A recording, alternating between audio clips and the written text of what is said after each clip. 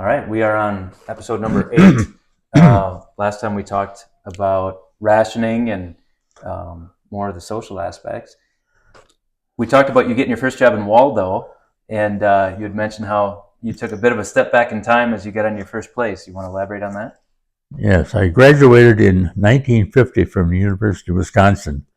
And you think when you graduate from high school, you'd have a little bit of an improvement from your living condition that you had going through the rationing period in the war and so forth. But I found that I got to Waldo, and we still lived in Oostburg at the time. My wife was pregnant, and we stayed in Oostburg until the baby was born in September. Now, I had started working in June, and my son was born in September. But we'll go back to the June. I got to Waldo, looked for a place to live, and about 8 or 9 months later, after my son was born, we found a new house that was built, but they had no sewer and waterworks in Waldo. So here I'm going through life again, no sewer and waterworks. And in order to, we rented that house for $35 a month with our new baby, and I had a pail full of water from the pump across the street. We didn't have our own pump at this house. So I went across the street, pumped a pail of water, carried it back with a suit and tie on, and I went to work in the Sheboygan office. One time I hit a patch of ice and I went A over kettle. I had water all over me, and I had to go and change my clothes, pump a new pail of water, but and then we had a cistern and no waterworks. And when the cistern was empty, we had to fill it up, and it cost $3.50 to call the fire department to get a tank of water.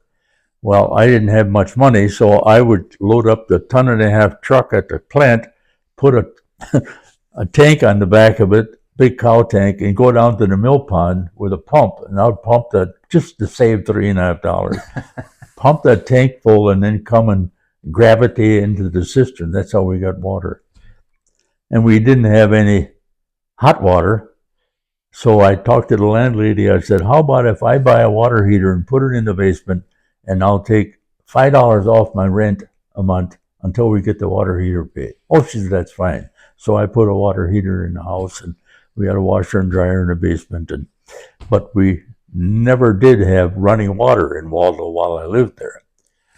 We lived there for 5 years, and then I said to my boss, I'm getting a little bit ahead, we'll come back. I said to my boss, I would like to build a house in Cedar Grove, where I was born originally and where we had a plant.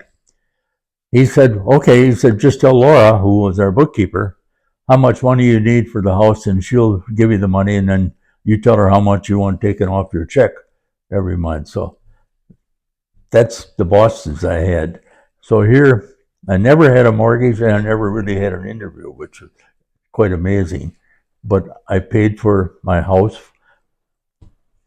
$50 at a time, and if you'd give me a bonus at Christmas time, I would say take my whole bonus and apply it against what I owe you. And of course, I started at $300 a month in June, and in December, he sat me down. He said, Roger, I'm going to tell you that we're giving you a $50 a month raise effective now, and we're going to back pay it until June 1st when you start it.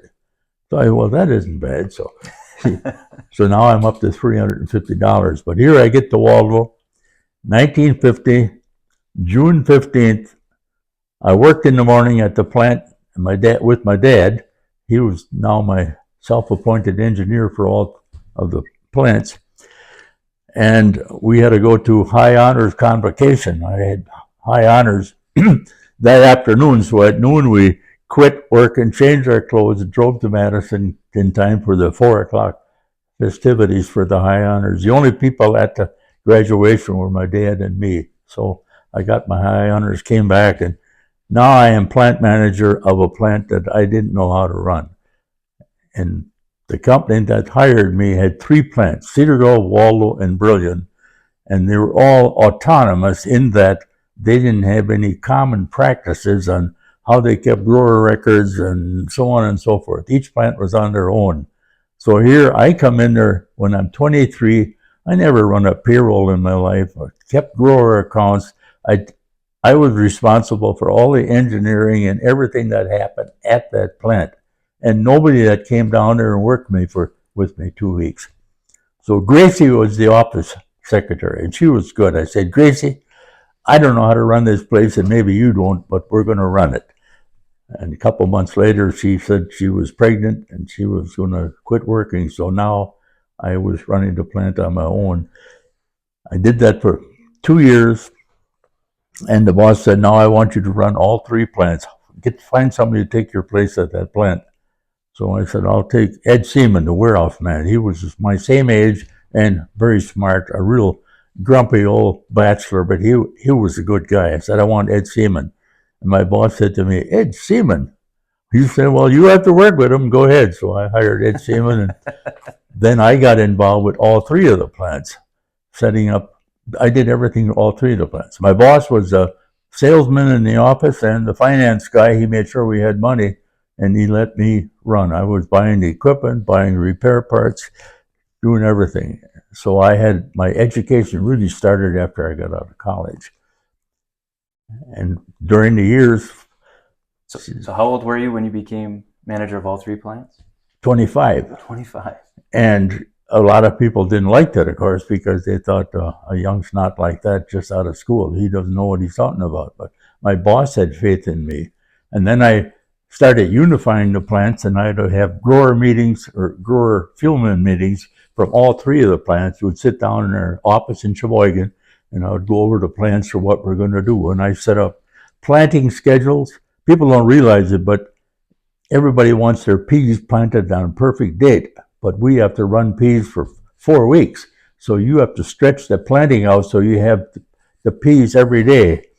And there's only 2 days to harvest peas, the day they're ready and the day before. And it's very difficult. So you have to set up it's a complicated heat unit schedule. You'd plant a certain number of acres of peas after you had a certain number of heat units. Like peas grow above 40 degrees. Corn grows above 50 degrees. So, and every day in the harvest season, you'd have 30 heat units. So you'd need 30 heat units in the spring before you'd plant another day of peas.